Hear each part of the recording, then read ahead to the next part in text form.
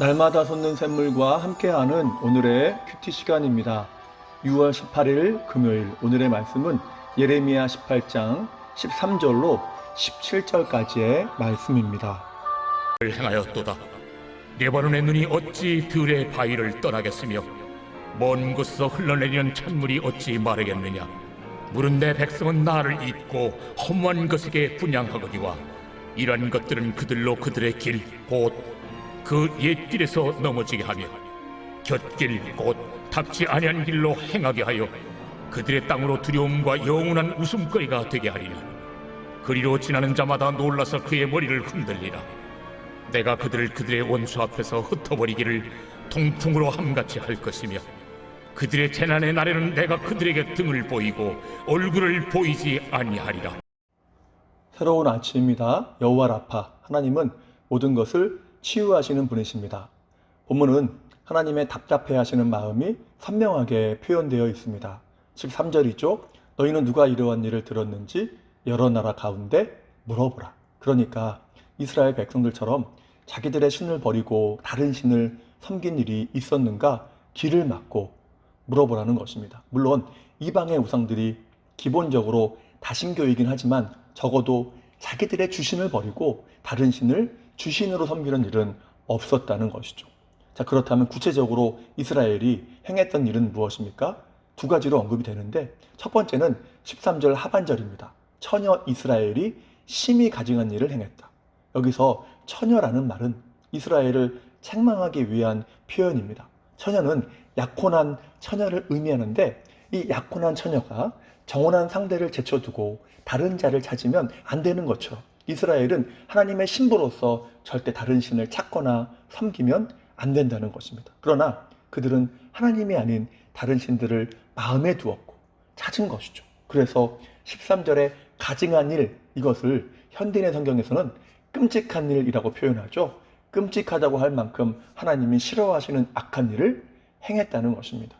두 번째는 무엇입니까? 15절 말씀처럼 내 백성, 곧 하나님의 백성이 하나님을 잊고 허무한 것을 섬겼다는 것입니다. 여기서 내 백성 역시 애정의 표현이 아니라 책망하기 위한 표현이죠. 이스라엘이 하나님의 소유이며 백성인데 하나님의 백성들이 하나님을 잊었고 또한 허무한 우상을 찾고 섬긴 것입니다. 이것이 얼마나 기가 차고 황당한 일입니까? 우리 자녀가 날마다 옆집 아저씨에게 가서 아버지라고 부른다면 좋아할 아버지가 어디에 있을까요? 참으로 통탄할 일 아닙니까? 그런데 이스라엘이 그러했다는 것이죠. 그러면서 14절에서 말씀하죠. 레바논의 높은 산에 있는 바위 위에 눈이 녹겠으며 그곳에서 흘러내리는 물이 마르겠느냐. 절대 불변의 자연 법칙을 말합니다. 그런 일은 있을 수 없다는 것이죠. 하나님은 이를 통해서 하나님의 백성이 하나님을 잊어버리는 일 또한 있을 수 없는 일임을 말씀하시는 것입니다. 그런데 문제는 있을 수 없는 그 일이 일어났다는 것이죠. 명목상은 그들이 하나님을 섬겼지만 실제로는 하나님을 까맣게 잊은 것입니다.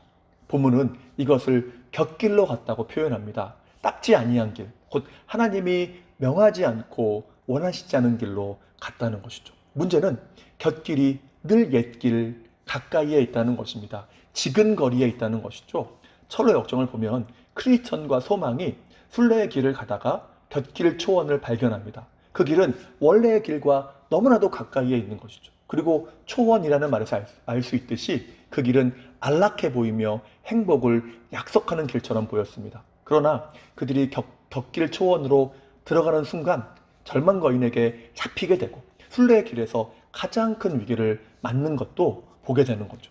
그렇습니다. 파멸의 길인 곁길은 늘 옛길, 진리의 길 가까이에 있습니다. 때문에 우리도 항상 곁길의 유혹을 받는 것이죠.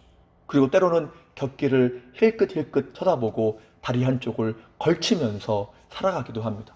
이스라엘 백성들이 그러했다는 것이죠. 그들이 살아가는 곳 바로 곁, 손만 뻗으면 닿는 곳에 우상이 존재했고 그들은 그 허무한 우상들을 의지하며 섬기며 살아간 것입니다. 이에 하나님은 본문 16절, 17절에서 징계를 말씀하십니다. 그들로 멸시와 비웃음거리가 되게 할 것이며 이방 땅으로 흩어버리겠다는 것이죠. 그렇다면 이것이 하나님께서 기뻐하시는 일이었을까요?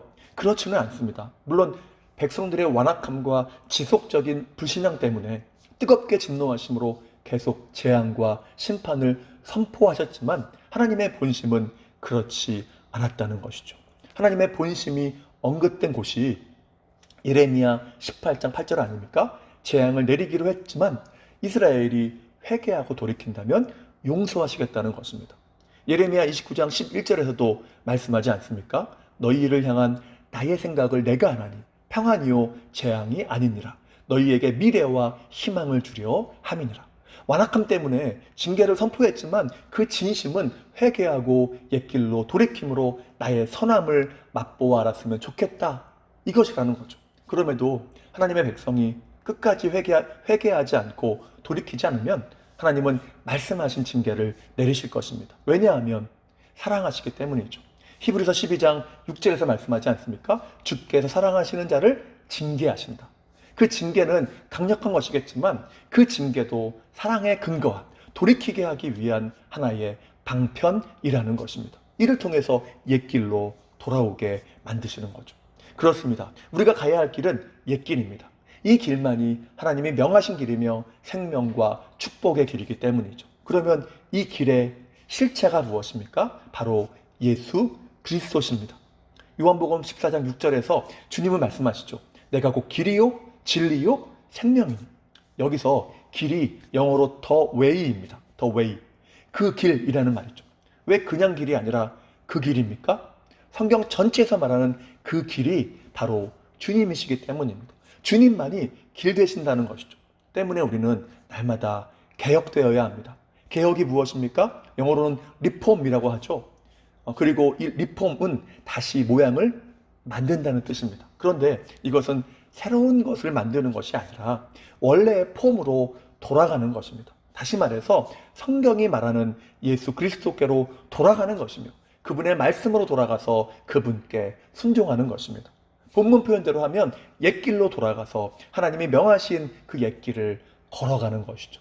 이것이 우리가 반드시 해야 할 개혁이며 그래서 우리는 스스로를 개혁교회라고 부르는 것입니다.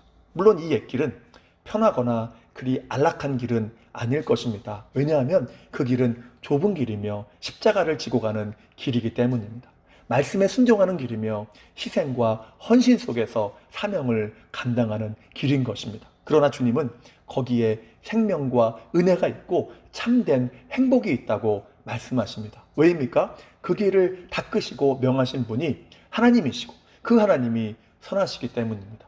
이 세상의 모든 것 모두 제한적이며 언젠가는 다 사라질 것입니다. 그러나 하나님의 인자하심과 선하심은 영원할 것입니다. 그리고 하나님이 명하신 그 옛길을 걷는 자에게 반드시 이러한 인자하심과 선하심을 맛보게 하신다는 거죠.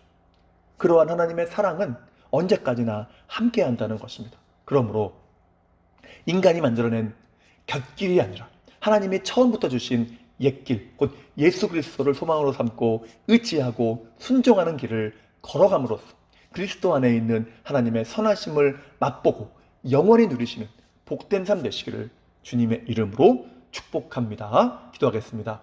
사랑과 은혜가 충만하신 하나님 감사합니다. 우리가 오늘도 믿음의 길을 걸어갑니다. 우리가 모든 삶에서 주님만이 참된 길임을 잊지 않게 하옵소서.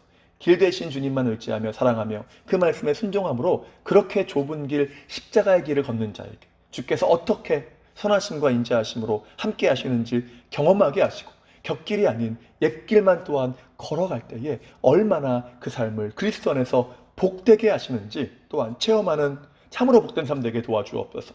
오늘 하루의 삶을 의탁합니다. 지키시고 또한 보호하시며 인도하시고 필요한 모든 것으로 채워 주시옵소서. 다시 한번 주님의 은혜를 간구하오며 예수님의 이름으로 기도하옵나이다. 아멘.